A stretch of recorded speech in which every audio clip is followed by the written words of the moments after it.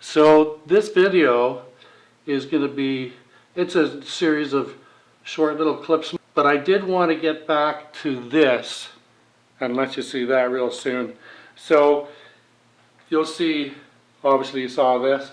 I got some cleaning on the 348 that I do.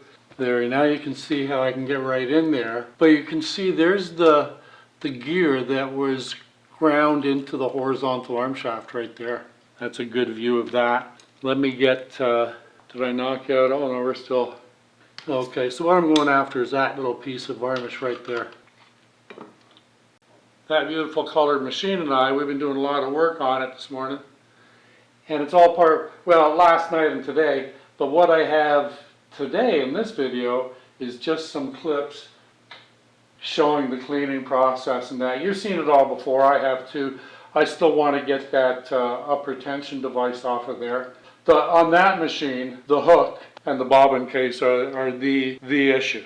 So that's what's coming up on that machine in the next video is going to be that hook and bobbin case. But like I say, in the meantime, I'm going to get rid of the tension device. Enjoy. Enjoy.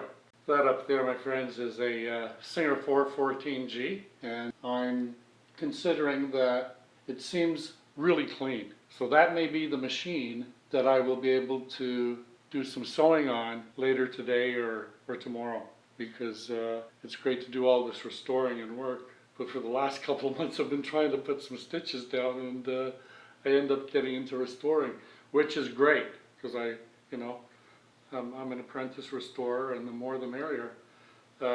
So yeah, this is the end of this little have an eye what's coming up clip, and the next video should be in about 2 or 3 days, and like I said, it'll have some of these clips and some other stuff too, so it'll be a full video. Oopsie daisy.